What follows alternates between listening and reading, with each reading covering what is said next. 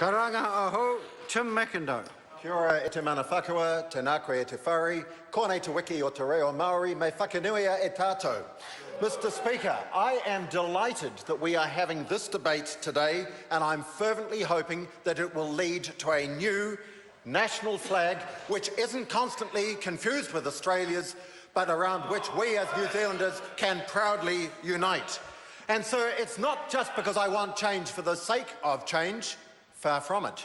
For me, sir, it's very personal, and in many respects it relates directly to arguments that have just been put by Mr. O'Rourke, which I completely refute. It's because the emblem that New Zealanders unite under, and most importantly, is on those moving and very numerous New Zealand headstones throughout the tombstones of the battlefields of Western Europe, is not the New Zealand flag, sir. It is the silver fern. I'll come to that as well. Sir, I never met my maternal great-grandfather, Hugh Francis Wright, but I know three things about him. The first is that my mother loved him and admired him.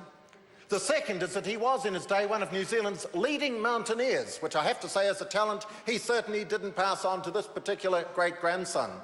And the third is that at the outbreak of World War I, he was considered too old to enlist, and so even though he offered to do so, he was declined on the grounds of age.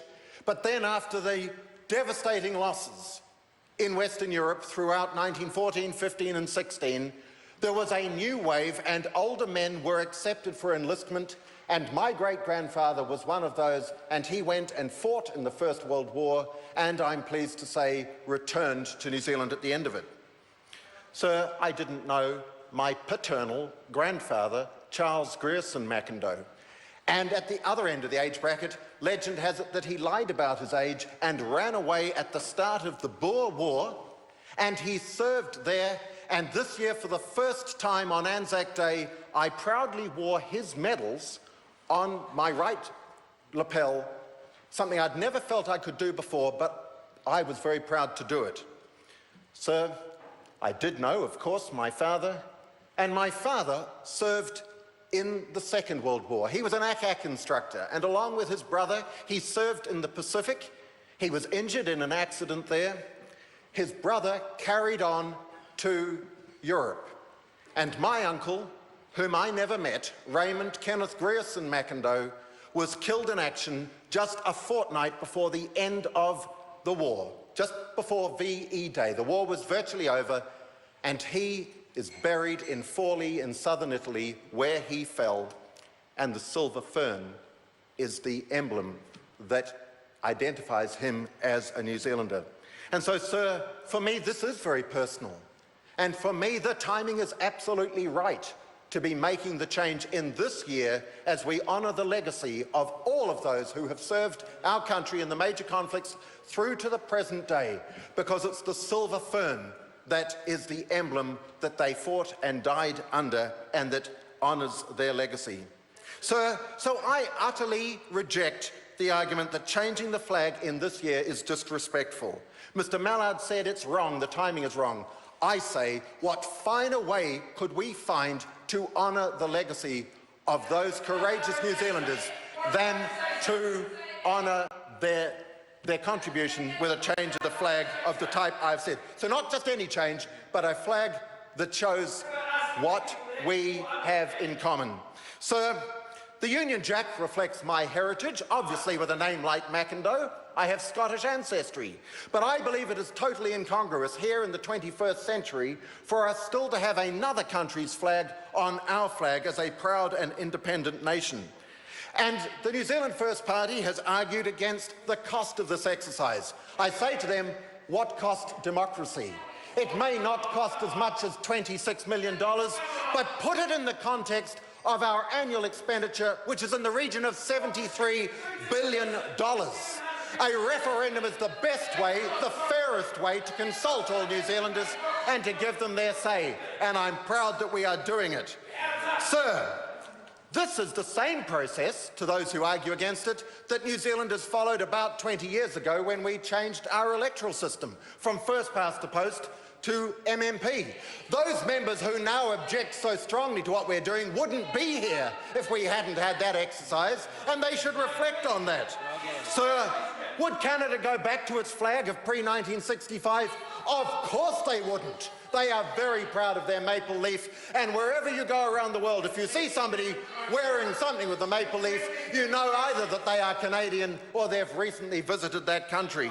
So I want the same for New Zealanders. I don't want us to be constantly confused with Australians and in many cases others. And I am utterly appalled by the disingenuousness, frankly the blatant dishonesty, particularly of the Labour Party, who now want to pretend to this nation that they are opposed to this process, when in their own 2014 election policy they said Labour will review the design of the New Zealand flag, including the flag design, involving flag design experts, and with full public consultation and involvement. We believe that the time has come, said Labour, and it is right for the issue to be put to the public. And what did Mr Andrew Little say when asked, should New Zealand change its flag? What's your personal opinion? Should there be a referendum? Mr Little said, I think a referendum is a suitable way to deal with an issue that can be very polarising. And so what absolute claptrap and disingenuous behaviour from the Labour Party now to resile from that position purely for populist reasons. There's no principle in their argument at all, and they know it. That's why their heads are down. They know that they want it, and as the Prime Minister and Bill English have both said, the only reason they don't support us in this debate is because we're doing it. If they were doing it, they'd be leading the charge, and we would be supporting them. Sir, if New Zealanders reflect on this issue, and I hope they will, and decide to retain our current flag, then I will respect their opinion. But I hope that they will think about it seriously. And more importantly, I have to say I'll be very disappointed at such a lost opportunity, which we will not enjoy again in our lifetime. And members should reflect on that. We will not have this opportunity again in our lifetime if we don't seize it this time around. Sir, if the flag review panel, and I want to commend them on the outstanding work that they've been doing, provides an attractive option that includes a silver fern, for the reasons that I have already outlined, I shall proudly vote for that option, particularly to honour the legacy of our forebears, including my own relatives, about whom I spoke earlier in this debate. Sir, I'm happy to accept the invitations that the New Zealand First Party have challenged me to accept, to go to the RSAs, to meet with veterans and to have this discussion with them. Because I will prove to them that I honour their legacy, that I do respect them, that I share and understand and value all of the things that they stand for, and I want to acknowledge their sacrifice and their service with the change that we're debating today. I respect those who hold a contrary view because of their great passion for the current New Zealand flag. But I utterly reject any suggestion that this is the wrong time to consider changing it. On the contrary, sir, this is the ideal time to honour the outstanding service of men and women who have served our nation. This is the ideal time to say we can have something about which we feel proud, and there is an emblem that we proudly wear when we go to sporting events. We proudly see on New Zealanders who travel abroad, and in a very sombre, moving way, we see as we move up and down the rows and rows of those war cemeteries of Western Europe.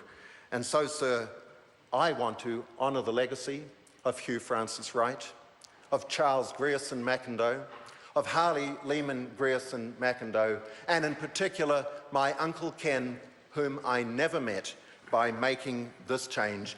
And I cannot more strongly commend this bill to the House. 5-minute call from the Green Party. I call David Clendon. E te upoko o te tātou a piringa tēnā koe. Mr. Speaker, what we're debating today is actually a symbol. The flag is a very powerful, a very important symbol. It's a symbol of a nation state, the symbol of a political identity, and to a lesser extent perhaps of a shared cultural identity. It is important. The symbol has already triggered one shooting war in New Zealand, if we recall our history. Our northern